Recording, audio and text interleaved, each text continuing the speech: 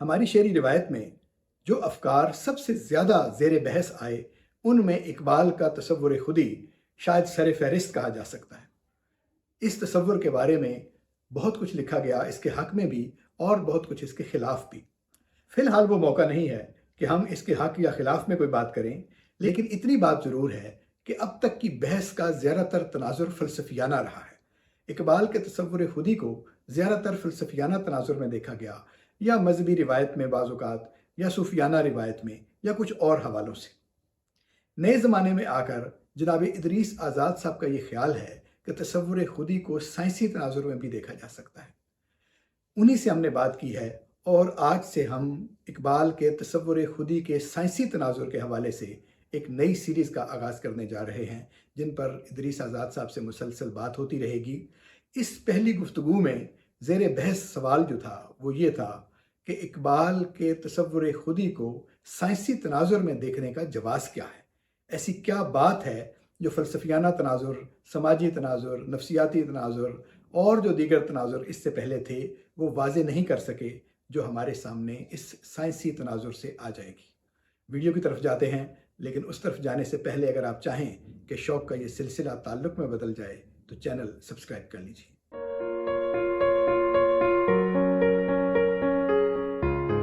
بسم اللہ الرحمن الرحیم۔ عابد سیال حاضر ہے ادارے اردو کے سلسلے ایک سوال کے ساتھ۔ آج سے ہم ادارے اردو کے سلسلے ایک سوال میں ایک نیا سلسلہ شروع کرنے جا رہے ہیں، اور اس سلسلے میں ہمارے ساتھ ہوں گے جناب ادریس آزاد صاحب۔ بہت شکریہ سر، بہت شکریہ، آپ نے وقت عنایت فرمایا، اور آپ نے اپنے ان گراں قدر جو خیالات ہیں ان کو نہ صرف مجتمع کیا بلکہ متعدد اور جگہ پر پیش کرنے کے ساتھ ساتھ ہمارے اس فورم پر بھی آپ نے ان کو پیش کرنے کی جو حامی ہے بھری، مہربانی آپ کی۔ سلسلہ ہے اقبال کے تصور خودی کے بارے میں۔ اقبال کا تصور خودی ایسا تصور ہے جو کوئی صدی ڈیڑھ صدی سے مسلسل زیر بحث ہے، اور مختلف طبقہ ہائے فکر سے تعلق رکھنے والے لوگوں نے اس کی توجیحات، اس کی تشریحات، اور حتیٰ کہ اس پر جو اعتراضات ہیں ان کے بھی انبار لگائے ہوئے ہیں۔ ان سب کی موجودگی میں ایک نئی بحث کا شروع کرنا کس حد تک ویلڈ ہے اور یہ کس حوالے سے اپنا جواز رکھتا ہے، اس پر بھی بات کریں گے جناب ادریس آزاد صاحب سے۔ اور جو اس کا اختصاص ہے اس گفتگو کا وہ یہ ہے کہ یہ تصور خودی کے فلسفیانہ یا سماجی یا مذہبی یا اور معاملات کے بجائے اس کا جو سائنسی تصور ہے اس پر زیادہ توجہ مرکوز کرے گی۔ تو جناب والا، خودی کا سائنسی تصور جی یا سر۔ اقبال کے تصور خودی کا سائنسی تناظر، جی سر۔ یہ ہمارا موضوع ہے۔ جی سر۔ میرا خیال ہے لمبا چلے گا سلسلہ، جی جی کیونکہ ظاہر ہے بات ایسی ہے کہ جی نہ سائنس کی کوئی حد ہے جی اور نہ بالکل اقبال کی کوئی حد ہے۔ بالکل تو ظاہر ہے جب دونوں کو ملاتے ہیں تو دو لا انتہا چیزیں ملیں تو اور بے انتہا معاملہ ہو جاتا ہے۔ تو سب سے پہلے تو اسی پر فرمائیے جی سر۔ کہ تصور خودی کی اور بہت سی وضاحتیں اس سے پہلے موجود ہیں، ان سب کی موجودگی میں جو خودی کا سائنسی تصور ہے یا خودی کے تصور کا جو سائنسی تناظر ہے وہ کیا ہے، اور اس کی اہمیت کیا ہے، اور کیوں اس پر بات کرنا ضروری ہے؟ بہت شکریہ سر، آپ نے مجھے پھر عزت بخشی۔ جب بھی آپ بلاتے ہیں مجھے بڑی خوشی ہوتی ہے اور بڑی عزت افزائی محسوس ہوتی ہے۔ دل میرا آپ سے، ویسے بھی آپ میرے استاد ہیں تو میں بہت خوش ہوتا ہوں آپ کے ساتھ ملتے ہوئے، بیٹھتے ہوئے، بات کرتے ہوئے۔ تو سر آپ کا سوال جو ہے اس کا پہلے تو میں مختصر جو سا آپ نے جواب۔ فرمایا کہ آپ میرے استاد ہیں، تو میں اپنے دوستوں کی وضاحت کے لیے فرمانا چاہوں گا کہ یہ جو خود فرما رہے ہیں یہ ان کا میرا سکھایا ہوا نہیں ہے، یہ ان کا اپنا سیکھا ہوا ہے، یہ خود استاد ہیں ماشاءاللہ۔ آپ میرے پی ایچ ڈی کے استاد ہیں، آپ نے مجھے یونیورسٹی نمل میں باقاعدہ پڑھایا بھی ہے، اور اب آپ کے ساتھ میں پی ایچ ڈی کا مقالہ بھی کر رہا ہوں، تو ظاہر ہے تو آپ میرے حق سچ کے سچی والے استاد ہیں، جسے کہتے ہیں وہ والا استاد جو رسمی استاد بھی اور غیر رسمی دونوں سے۔ جی سر، جناب وجہ یہ ہے سر کہ نئی صدی کے آغاز میں ایک غلغلہ سا پورے ویسٹ میں اٹھا کہ یہ جو صدی ہے یہ کانشسنس کی صدی ہے اکیڈیمیا میں، ٹھیک ہے، شعور کی صدی۔ شعور کی صدی ہے، کیونکہ اس سے پچھلی صدی تک فزکس میں اتنا عروج آ چکا تھا اور اتنی بلند ہو چکی تھی فزکس کہ اسٹرنگ تھیوری، ایم تھیوری اور برین تھیوری، اگرچہ ایم تھیوری اور برین تھیوری اور اسٹرنگ تھیوری اصل میں تو ایک ہی ہیں، لیکن مختلف ورژنس کی وجہ سے یہ ان کے نام ہے، کہ وہ چھو رہی تھی فلک کو جس کو کہتے ہیں ہم انٹلیکچوئلزم کا فلک یا تھیورائزیشنز کا فلک، تو یہ فزکس کا پیک ہے. بس فزکس کے پاس آخری سوال بچ گیا تھا بڑا، کہ آئنسٹائن کی گریوٹی کو اور کوانٹم فزکس کو جوڑیں کیسے، اور وہ ابھی تک حل نہیں ہوا. لیکن ویسے یہ بات تو ہر زمانے میں کہی جاتی رہی.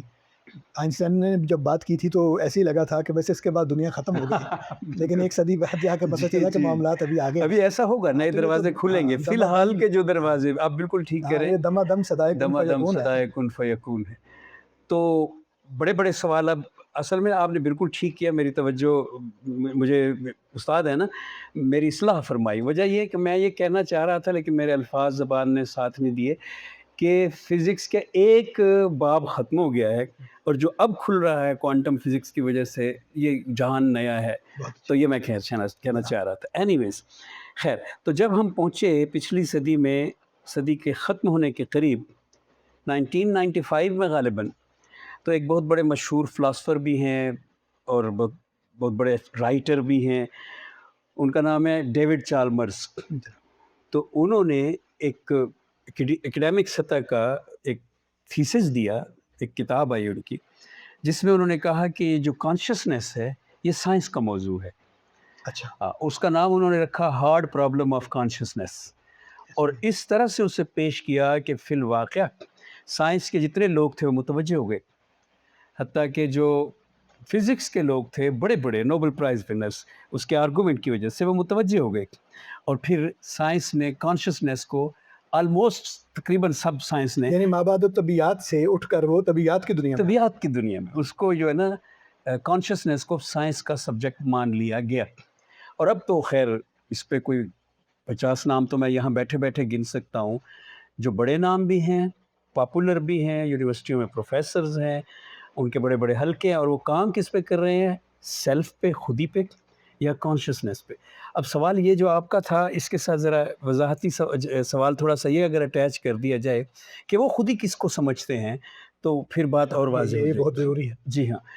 تو ہاں، خودی ایک تصوف کی بھی چیز ہے، خودی روحانیت کی بھی چیز ہے، فلسفے میں بھی ہے، لیکن سائنس میں خودی کیا ہے کہ ایک سینٹر آف ایکسپیرینس جو ہے، جب کوئی بھی اینٹیٹی جو لیونگ اینٹیٹی ہے، اس کا ایک اپنا آبزرویشن کا اس کا ایک لیول ہے، چیزوں کو وہ آبزرو کرتی ہے، تو اس کا جو ایکسپیرینس ہے، اس کا سینٹر جو ہے وہ ایک یونیک اینٹیٹی کے طور پہ ہے، وجود رکھتا ہے یا نہیں. ایک سیل کا بھی، ایک خلیے کا بھی، کہ یہ کیا ایک لیونگ آرگنزم جو ہے، یہ کیا ڈفرینس ہے اس کا بے جان سے. اس حوالے سے اب میں اس کو سمجھاؤں گا ایک مثال سے، تو میرے خیال میں بالکل کلیئر ہو جائے گا.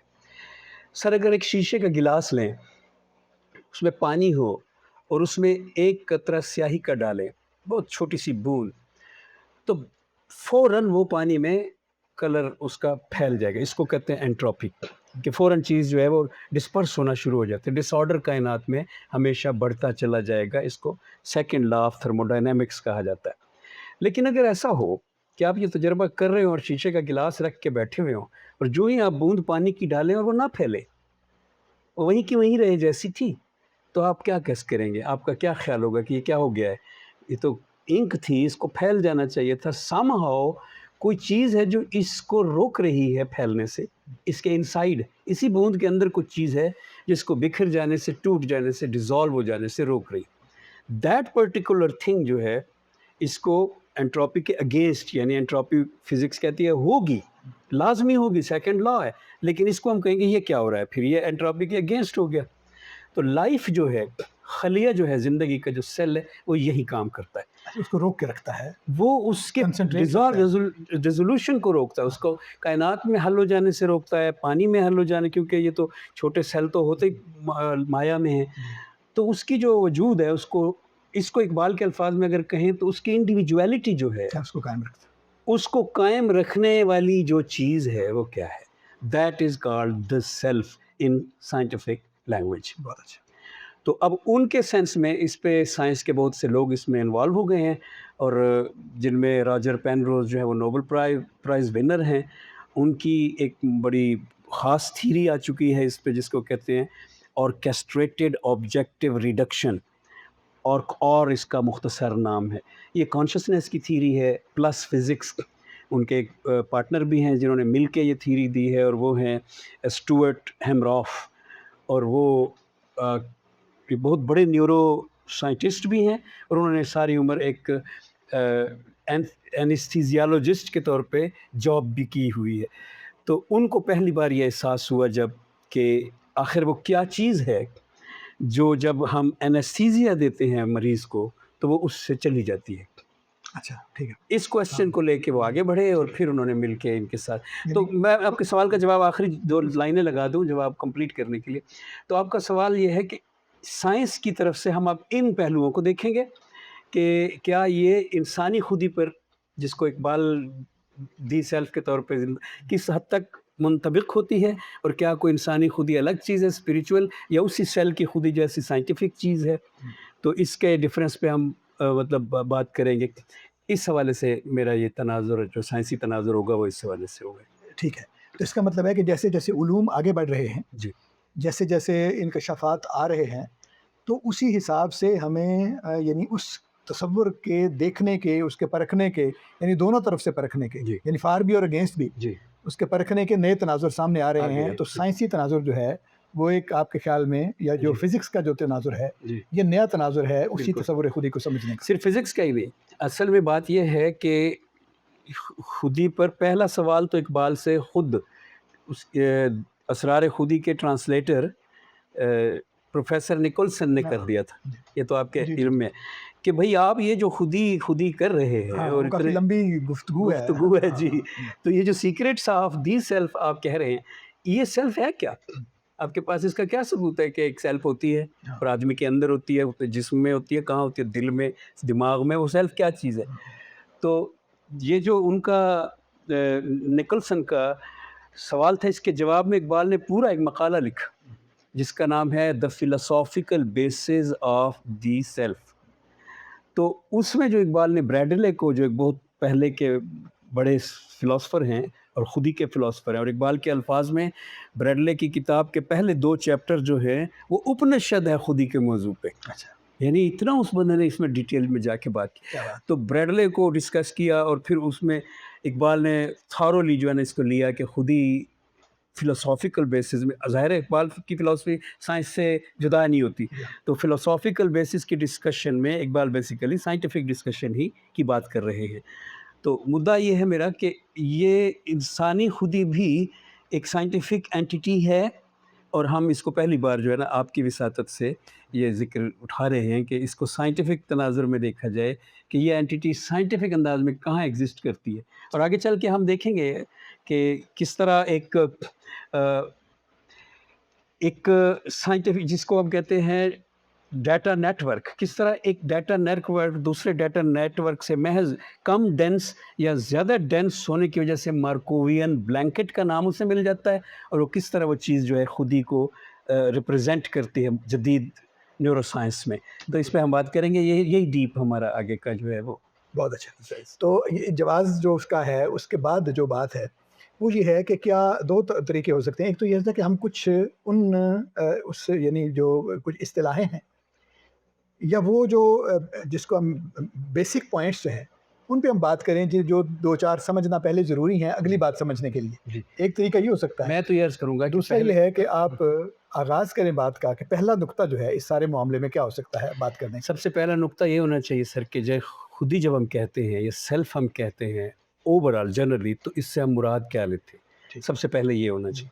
پھر ہمیں ہسٹوریکلی دیکھنا چاہیے کہ اس پر یونانیوں سے ہم شروع کر سکتے ہیں کہ اس پر بڑے لوگوں کی آراء کیا رہی ہیں کہ یہ کیا چیز، انکلوڈنگ دا ریلیجن، اور تیزی سے اور ایک ہی گفتگو میں. اور وہ دیکھتے ہوئے ہم آج تک جب پہنچ جائیں گے تو ایک ہمارے پاس پس منظر ہوگا کہ یہ کیا چیز ہے، ہم کس کو ڈسکس کریں، وہ ایلیمنٹ کیا ہے جس کو ہم ڈسکس کریں.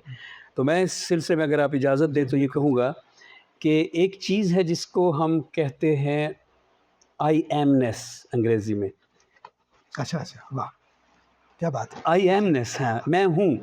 میں اس کو نہ سمجھانے کے لیے ایک مثال دوں گا جو بہت آسان ہے، اسی لیے میں اس کی طرف جا رہا ہوں. یہ سب سے پہلے میں نے پڑھی تھی غلام احمد پرویز صاحب کی کتاب میں، اور بہت عمدہ مثال ہے.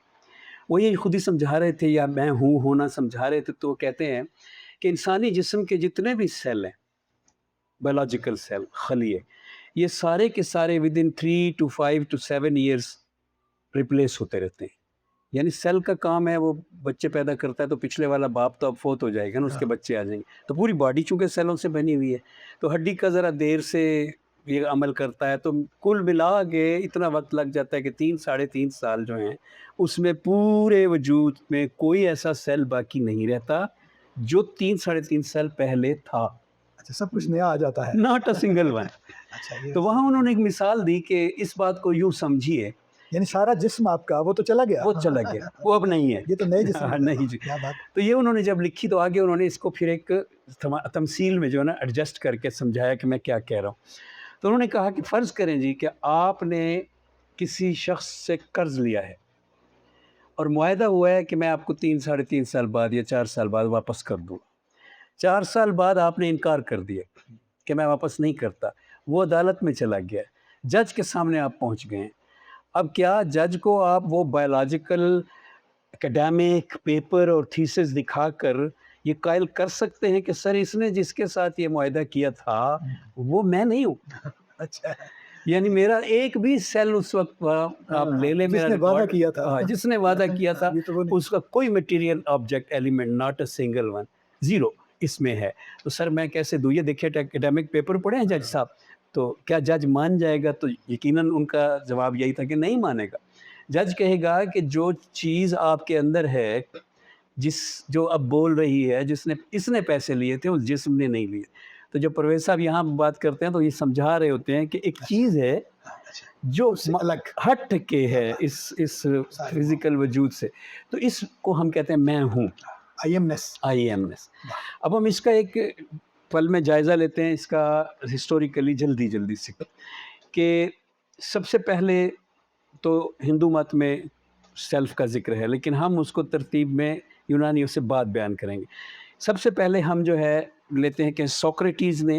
لیکن یہ اچھی بات ہے اگر آپ نے یہ فرمایا ہے، اس کا مطلب ہے کہ پہلے بات کرنے والے بھی ہم ہی تھے. بالکل. کیا بات ہے. اور اس کا اگر آپ نے ذکر کیا تو میں ساتھ تھوڑا سا ایڈ بھی کر دوں کہ ہمارے جو آپ کے تو خیر شعبے سے ہیں، جو لنگوسٹکس کے بڑے ہیں، پانینی اور پتنجلی، یہ لوگ اس وقت تھے جب ادھر افلاطون اور ارسطو موجود تھے. یعنی یہ بات سے بتانے کے لیے کہ ہم اثر ہیں اور ان کو فادر آف دا لنگوسٹکس مانا جاتا ہے. اچھا جی، تو سقراط نے اور افلاطون نے کہا کہ جو خودی ہے یہ امارٹل ہے، سیلف. انہوں نے خودی، ظاہر اقبال نے یوز کیا لفظ، تو یہ سیلف جو ہے، سیلف کا لفظ ہی استعمال کیا انہوں نے یا اصطلاح کوئی اور ہے؟ اصطلاح کوئی یونانی ہے، لیکن ترجموں میں سیلف. ٹھیک ہے کہ یہ جو سیلف ہے یہ امارٹل ہے سقراط اور افلاطون کے نزدیک، اور یہ کبھی فنا نہیں ہوتی، اور یہ پہلے سے ہوتی ہے، یعنی ازلی ہے، ابدی ہے، امارٹل ہے، اٹرنل ہے، انسان کے پیدا ہونے سے بھی پہلے سے موجود ہے. اور انہوں نے یہ کہا کہ اس کی پہچان یہ ہے کہ یہ لاجیکل ہوتی ہے، اور اس کی ایبلٹی یہ ہے کہ لاجک کو یہ سمجھتی ہے، کائنات کی اور لائف کی کوئی فارم اس کو نہیں سمجھتی. تو اس سے وہ انسانی سیلف کو باقی سیلف سے بھی سیپریٹ بھی کر. یہ ساری اصطلاحیں فلسفے کی ہیں، مطلب انہوں نے فلسفیانہ تناظر میں انہوں نے یہ کہا ہے. لیکن ارسطو نے ان سے واضح طور پہ اختلاف کیا ہے، اور اس نے اس کو، پہلا شخص ہے ارسطو جس نے اس کو نفسیات کہا ہے. اس نے سائیکی کا لفظ یوز کیا سیلف کے لیے، اس نے سیلف نہیں یوز کیا، یا اس کی جو ٹرم ہے وہ یونانی میں جو ٹرم ہے اس کی ہی یونانی کا ہی لفظ ہے سائیکی. یہ سائیکی ایک دیوی کا نام ہے یونان کی، جو جس طرح پاربتی دیوی ہے ایسے سائیکی ایک دیوی. تو اسی کی وجہ سے سائیکالوجی ہے اسی دیوی کے نام پہ، اور اسی کے نام پہ اس نے اس کو سائیکی کہا. اور جب اس نے اس کو سائیکی کہا تو ساتھ ہی اس نے کہا کہ یہ وہ ایلیمنٹ ہے جس کی موجودگی میں چیز کے زندہ ہونے کا ہمیں پتہ چلتا ہے. وائٹل جو اس کے اندر، یعنی جس کو ہم اپنی زبان میں روح کہہ دیتے ہیں کہ اگر نکل جائے تو وہ مر جائے گی، اگر ہوگی تو وہ چیز ایلیمنٹ زندہ ہوگا. تو یہ ارسطو نے کہا. اور یہ دونوں جو ہیں، پلیٹو، سقراطیس اور ارسطو، اگر ان تینوں کو کمبائن کر لیں ان کے خیال کو، تو جو اسلامی تصور ہے کہ روح امارٹل ہے اور روح زندگی ہے اور روح زندہ کرتی ہے، اور کسی ایلیمنٹ میں روح چلی جائے تو زندہ ہو جاتا ہے. یہ لگتا ہے کہ وہاں وہ بھی موجود ہے یہ تصور. اچھا، اب جو اس کے بعد ہیں، پہلے ہم فلسفیوں کو بگتا لیں، تو اس کے بعد جو ہم ماڈرن پہ آ جاتے ہیں تو ڈیکارٹ جو ہے وہ اس حوالے سے سب سے زیادہ مشہور ہے. کیونکہ ڈیکارٹ تو آپ اس والے لٹریچر والے بہت یوز بھی کرتے ہیں اس کی وہ term I think therefore I am. وہ I think therefore I am جو ہے نا، وہ بیسیکلی آیا کیسے تھا. کانشیس والی بات ہے. جی، کانشیسنیس. تو وہ جو I think therefore I am ہے نا، اس کی سٹوری یہ ہے کہ ڈیکارٹ جو جب اپنی میڈیٹیشنز لکھ رہا تھا، اس کی مشہور 6 میڈیٹیشنز، تو اس میں وہ صبح نہار منہ اپنے بیڈ پہ بیٹھ کے بغیر کچھ کھائے پیے، بغیر کچھ کیے میڈیٹیشن کرتا تھا اور اسی کو لکھتا تھا. یہ اس کی زمانے میں ہے. انہی میں اس نے ایک میڈیٹیشن کی. اس نے میڈیٹیشن یہ کی کہ تصوراتی طور پہ امیجن کر کے اس نے جو اجزاء شکلوں والے ہیں، تصویریں دماغ میں ہیں، ان کو ریموو کیا اپنے دماغ سے. اس کو کہتے ہیں ڈیکارٹس فیمس تھاٹ ایکسپیریمنٹ، کہ وہ ایسے آنکھیں بند کر کے بیٹھ جائیں اور آپ سوچیں کہ میرے سامنے جو آنکھوں بند کرنے سے پہلے چیزیں تھیں وہ ایک ایک کر کے غائب ہوتی جا رہی ہے. اور بڑی پریکٹس کرنی پڑتی ہے، فینٹیسی سی ہے، پھر آدمی وہ کر لیتا ہے. تو پھر آہستہ آہستہ کریں کہ آپ کے آس پاس سے کمرے غائب ہو گئے، مکان غائب ہو گئے، شہر ہی غائب ہو گئے. تھوڑا تھوڑا کر کے کرنا ہوتا ہے تاکہ ایلیمنٹ کا آخر میں وہ کہتا ہے کہ اب آپ کے نیچے سے پلانٹ ارتھ غائب ہو گیا. اور پھر جو آپ ہیں اسپیس میں ہیں اور اسپیس میں تارے نظر آ رہے تو ایک ایک کر کے تارے بھی غائب کر دیں. پھر وہ کہتا ہے اب آپ کا جو جسم ہے وہ بھی تو ایک تصویر ہے. تو اس کے آبجیکٹس پاؤں سے شروع کر کے تھوڑے تھوڑے کر کے پاؤں غائب ہو گئے، گھٹنے غائب، اب سر غائب، جسم غائب ہو گیا، اب سر غائب ہو گیا. اب وہ کہتا ہے ایوری تھنگ یو نیو، جو آپ کے مائنڈ میں جس کا امپریشن موجود تھا بچپن سے اب تک، اس کو آپ امیجن اب نہیں کر رہے بلکہ آپ نے اس کو ڈس اپیئر کروا دیا. تو اب کیا بچا ہے؟ وہ کہتا ہے اب جو کچھ بھی نہیں ہے جب آپ کے پاس، تو ایک ہی چیز آپ کے پاس بچی ہے کہ اگر وہ بھی بند ہو جائے تو پھر آپ سوچ نہیں سکیں گے. اور وہ ہے کہ you are still thinking, you are thinking کہ جتنی بھی چیزیں میں نے غائب کی ہیں وہ تو غائب ہیں، لیکن ایک آئی ہے، ایک میں ہے جس کی کوئی شکل نہیں ہے. میں اس کو غائب ہی نہیں کر سکتا کیونکہ اس کو غائب کرتے ہی میں سوچنا بند کر دوں گا. ایک آئی ہے جو ایبسلیوٹ ہے اور وہیں کھڑی ہے. اور ساتھ ہی اس نے پھر یہ بھی کہا کہ اگر یہ آپ کریں تو آپ کی بھی آئی، اور جو میں نے کیا تو میری بھی آئی، یا کوئی بھی کرے تو اس کی بھی آئی جو ہے وہ ساری چونکہ فیس لیس ہوگی، اس کی شیپ لیس ہوگی، تو اس کا کہا جا سکتا ہے کہ وہ ساری ایک جیسی ہے. ٹھیک ہے. which mean that is an absolute I. So I کا جو کنسیپٹ فلسفیوں میں سب سے بڑھ کر میں کے حوالے سے کسی نے دیا تو وہ ڈیکارٹ ہے. لیکن ہیوم نے اس کے فوراً بعد اس کو شدت سے ریجیکٹ کیا. ہیوم نے کہا یہ فضول بات ہے. یہ امپریشنز جو ہیں بچپن سے جب ہم دماغ کی سلیٹ صاف ہوتی ہے اور ہم چیزوں، ہیوم نے مثال دی.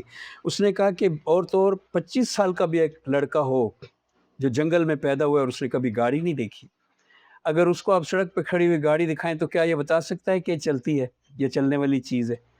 وہ کہتا ہے کوئی بھی ایک بھی امپریشن اگر اضافی نہیں آپ کے پاس آیا تو آپ ایبسٹریکٹ امپریشن قائم ہی نہیں کر سکتے.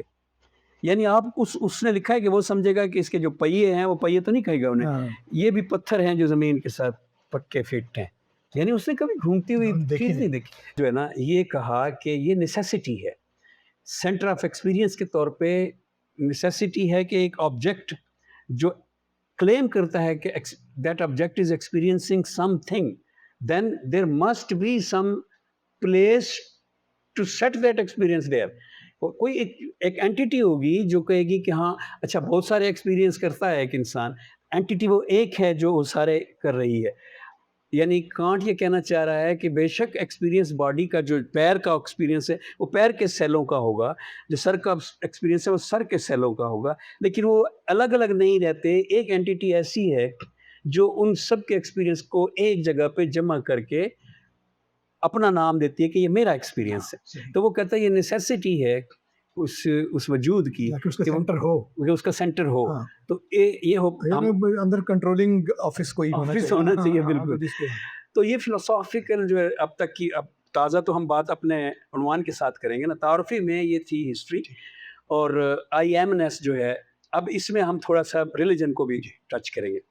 سب سے پرانا ریلیجن ہندو مت ہے. اور سب سے زیادہ کام آج کے دن تک، سر آپ کو حیرت ہوگی یہ سن کے، آج کے دن تک سب سے زیادہ کانشسنس پہ اور سیلف پہ کام جو ہے ہندو مت کا ہے، ہندو مت میں ہے، ویدوں میں ہے. یعنی ان کی کوئی عجب ہی دلچسپی رہی ہے کہ کانشسنس، شعور اور سیلف، آتما کیا کہا جاتا ہے اس میں سیلف کو، اس کے ساتھ ہندو مت کا سارا لٹریچر جو ہے نا وہ سر تا سر بھرا ہوا. ہندو مت میں ایک ہر وید کو پڑھاتے ہوئے ایک حکایت سنائی جاتی ہے. جب بھی آپ کوئی بھی شروع کرتے ہیں اسپریچول کلاس، تو اس کلاس کا پہلا سبق جب شروع ہوتا ہے تو ہندو مت میں ایک روایت سی ہے، قاعدہ کہہ لیں سے، کہ وہ یہ والی حکایت سناتے ہیں. حکایت یہ ہے کہ ایک راجا تھا ہزاروں سال پہلے، اور اس کا نام تھا راجا جنک. راجا جنک جو ہے وہ ایک رات رات کو سویا، تو ابھی وہ سو رہا تھا کہ حملہ ہو گیا اس کے محل پہ. تو اس کو پکڑ لیا گیا اور اس کو بادشاہ نے کہا کہ جو راجا تھا جس نے اس کو پکڑا کہ میں تمہیں راجا ہونے کی وجہ سے سزائے موت نہیں دیتا، راجے راجوں کی عزت کرتے ہیں، تو جو ہے نا اب جان بچا کے یہاں سے نکل جا جدھر کوئی تیرا منہ آتا ہے. تو وہ نکل گیا، وہ جنگلوں میں گھوما، وہ بہت ذلیل ہوا، یعنی اکیلا تھا، بھوکا تھا، کپڑے پھٹ گئے، گرتا پڑتا آخر وہ ایک شہر کے مضافات میں پہنچا جہاں کوئی بھکاری جو ہے وہ کھانا کھا رہا تھا. اس کو اتنی بھوک لگی تھی کہ راجا ہو کر کے بھی اس نے اس سے بھیک مانگ لی کھانے کی. لیکن جب کھانا اس کے ہاتھ میں آیا تو اوپر سے چیل نے یا کوے نے جھپٹا مارا تو وہ کھانا بھی اس سے چھین گیا، اور یہ گرا نیچے کیچڑ میں تو اس نے زور سے نہ چیخنا شروع کر دی. یہ کیا اچانک مصیبت ایسی آئی کہ اس حال کو میں پہنچ گیا ہوں. جب اس نے بہت ہی زور سے چیخا تو اس کی آنکھ کھل گئی. اب یہ سنایا ایسے جاتا ہے، مشروط ہے، اس لیے میں نے آپ کے ساتھ یہ دھوکہ کیا. تو اس کی آنکھ کھل گئی. جو ہی اس کی آنکھ کھلی تو اس نے کہا اوف، اتنی ریئلٹی، اتنی شدید ریئلٹی. اگلے دن اس نے منادی کرا دی کہ بھائی میرا ایک سوال ہے. اب یہ بڑا مشہور ہے کہ بڑے بڑے لوگ جو آئے وہ جواب نہیں دے سکے، جیسا ہوتا ہے ان قصوں میں. تو ایک آدمی آیا اور بہت عرصے بعد، اور اس نے کہا کہ میں آپ کا سوال کا جواب دوں گا. وہ ایک الگ مشہور کریکٹر ہے، میں ادھر جانا نہیں چاہتا. سوال کیا تھا؟ ابھی آئے گا سوال. سوال آگے. سوال وہ یہ کرتا تھا، ہاں میں نے پہلے بتانا چاہیے تھا، آپ ٹھیک ہے میں غلط ہوں. یعنی اس نے جن کو بلایا ان سے یہ سوال کیا کہ کیا یہ سچ ہے یا وہ سچ تھا، کون سی دنیا ریئلٹی ہے. کیونکہ میں نے محسوس کیا ہے، میں نے رنگ دیکھے ہیں، مجھے چھوا گیا ہے، مجھے بھوک لگی ہے، میں رویا ہوں، کوئی ایسی سینس نہیں ہے جو یہاں پہ ہے وہاں نہیں ہے. تو میں جو ہے نا نہیں مان سکتا کہ آپ صرف اس طرح کہ ابھی چونکہ میں جاگ رہا ہوں تو اس لیے یہ ریئل ہے. کچھ مجھے تسلی دے کہ یہ سچ ہے یا وہ سچ ہے.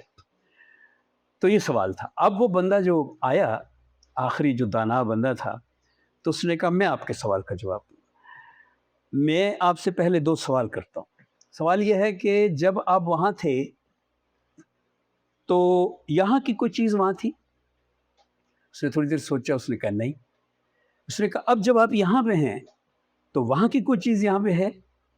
اس نے کہا نہیں. اس نے کہا سوچے کوئی ایسی چیز بھی ہے جو وہاں پہ بھی تھی اور یہاں پہ بھی تھی؟ اس نے کہا ہاں وہ ہے، وہ میں ہوں، میں وہاں بھی تھا، میں یہاں بھی. اس نے کہا نہ وہ سچ تھا نہ یہ سچ ہے، صرف تو سچ ہے، صرف تمہاری آئی ایم نیس سچ ہے. تو ہندو مت کو جو ہے نا یہ کریڈٹ جاتا ہے کہ سیلف کے سوال پر سب سے زیادہ کام اسی میں ہوا ہے. اور یہی وجہ ہے کہ بدھ مت نے اس کے ریئیکشن میں سیلف کو فل ڈینائی کر دی. یعنی بدھ مت نے کہا کہ سیلف جو ہے وہ ایگزسٹ ہی نہیں کرتی، اور ہم اس کا چونکہ سیلف ایگزسٹ نہیں کرتی کا بڑا ذکر کرنے والے ہیں آگے ہمارے اپنے صوفیاء کے ذیل میں، تو ادھر ہم جائیں گے. آخر میں تو میں کو باقاعدہ مارا جاتا ہے، آخر میں رہ جاتا ہے ہمارے اپنے اقبال اور صوفیاء، ان کا ذکر، تو وہ تو میرے خیال میں الگ چیز ہے. تو یہ تھا وہ پس منظر کہ سیلف جو آپ نے کہا کہ وہ کیا سوال ہونا چاہیے جو ہمیں پہلے معلوم ہو تو ہم اپنی گفتگو کو آگے اچھا بڑھائیں گے. تو وہ یہ سوال لگے کہ آئی ایم نیس کا احساس کوئی کہ میرے اندر کوئی ایسی چیز ہے جو الگ اینٹیٹی ہے، میں کہلاتی ہے. اور پرویز صاحب کی مثال میں بھی اور راجا جنک کی مثال میں بھی کلیئر ہو جاتا ہے کہ وہ ہاں ہے، سب کے پاس ہے. تو ہے یا نہیں ہے اس کی بحث آگے چلے گی، وہ تصور ہے وہ سب کے پاس ہے. یہ تھی وہ کہ ہماری بیک گراؤنڈ پریپریشن یہ ہونی. بہت بہت شکریہ جناب، آپ نے تو بہت یعنی مسحور کن انداز میں، اور ظاہر یہ داستان کی طرح ہے. جی بالکل. مشکل سوالات کو ایسے بیان کرنا کہ وہ داستان کی طرح لگیں اور उलझी हुई बातों को इस तरह करना कि वो अपनी लगें। तो ये इख्तिसास है जनाब इदरीस आज़ाद साहब का।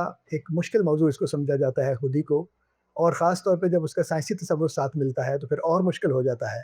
लेकिन जिस सहूलत के साथ, जिस तरतीब के साथ और जिस शरह सदर के साथ उन्होंने ये बातें हमें बताईं, उनसे ये अंदाज़ा होता है कि अगर हमने इस मरहले तक जो उसका बुनियाद गुज़ार एक फ़ेज़ है, यहाँ तक इस बात को समझ लिया है, तो अगले मकामात जो हैं वो भी हम पर आसान ही होंगे।